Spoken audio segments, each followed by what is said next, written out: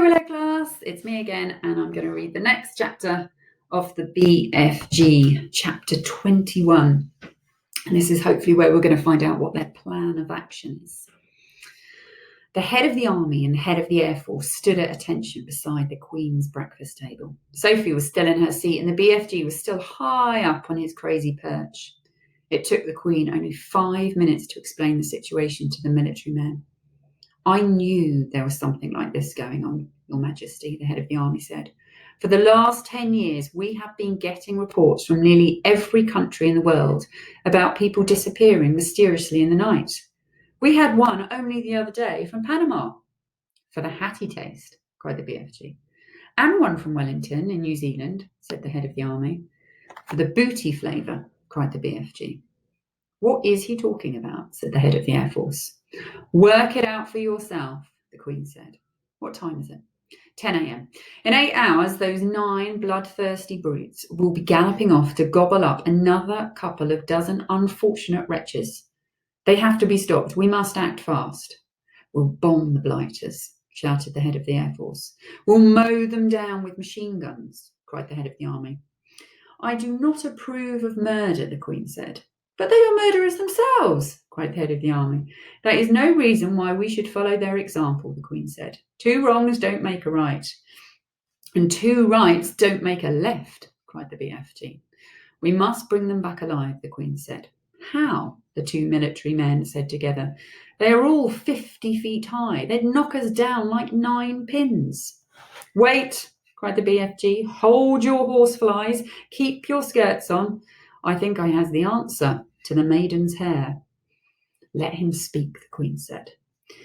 Every afternoon, the BFG said, all these giants is in the land of Noddy. I can't understand a word this fella says, the head of the army snapped. Why doesn't he speak clearly? He means the land of Nod, Sophie said. It's pretty obvious. Exactly, cried the BFG. Every afternoon, all these 9 giants is lying on the ground, snoozling away in a very deep sleep. They is always resting, like before they is galloping off to guzzle another human helping of human beings. Go on, they said. So what? So what you soldiers has to do is to creep up to the giants while they are still in the land of Noddy and tie their arms and legs with mighty ropes and wonking chains. Brilliant, the Queen said. That's all very well, said the head of the army. But how do we get the brutes back here? We can't load 50-foot giants onto trucks.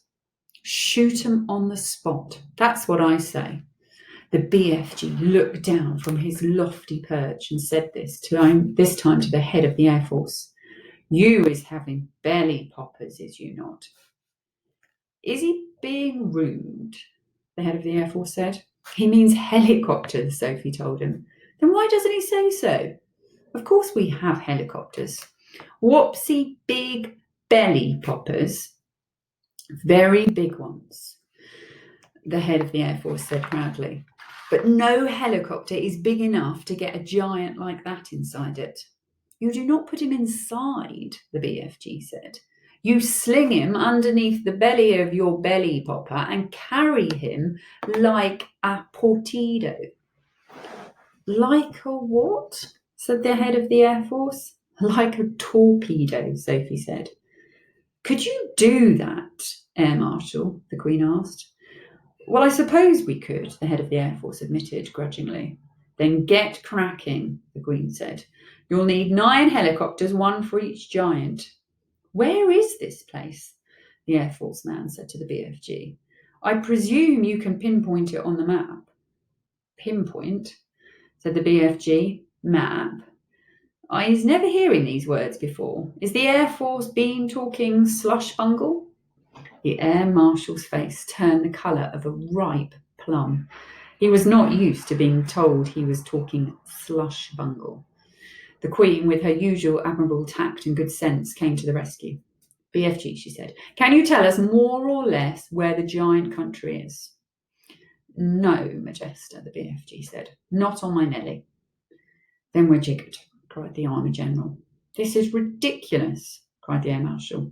You must not be giving up so easy, the BFG said calmly.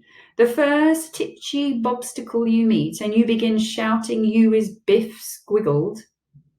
The army general was no more used to being insulted than the air marshal. His face began to swell with fury, and his cheeks blew out until they looked like two huge ripe tomatoes. Your Majesty, he cried, we are dealing with a lunatic. I want nothing more to do with this ridiculous operation. The Queen, who was used to the tantrums of her senior officials, ignored him completely. BFG, she said, would you please tell these rather dim-witted characters exactly what to do? A pleasure, Majesta, said the BFG. Now listen to me carefully, you two boot bogglers. The military men began to twitch, but they stayed put. I is not having the foggiest idea where giant country is in the world, the BFG said. But I is always able to gallop there. I is galloping forthwards and backwards from giant country every night to blow my dreams into little chidlers' bedrooms. I is knowing the way very well. So all you having to do is this. Put your 9 big belly hoppers up in the air and let them follow me as I is galloping along. How long will the journey take? The Queen asked. If we is leaving now, the BFG said, we will be arriving just as the giants is having their afternoon snozzle. Splendid, said the Queen. Then turning to the 2 military men, she said, prepare to leave immediately. The head of the army, who was feeling pretty miffed by the whole business, said, that's all very well, Your Majesty, but what are we going to do with the blighters once we've got them back? Don't you worry about that, the Queen told him. We'll be ready for them. Hurry up now, off you go. If it pleases Your Majesty, Sophie said, I should like to ride with the BFG to keep him company. Where will you sit? Asked the Queen. In his ear, Sophie said. Show them, BFG. The BFG got down from his high chair. He picked Sophie up in his fingers. He swiveled his huge right ear until it was parallel with the ground. Then he placed Sophie gently inside it.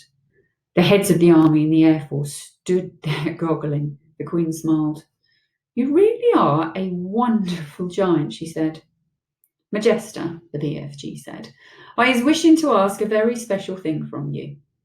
What is it? The Queen said. Could I please bring back here in the belly poppers all my collection of dreams? They has taken me years and years to collect, and I is not wanting to lose them. Why, of course, the Queen said. I wish you a safe journey. Thanks very much for listening, Willow class. Take care.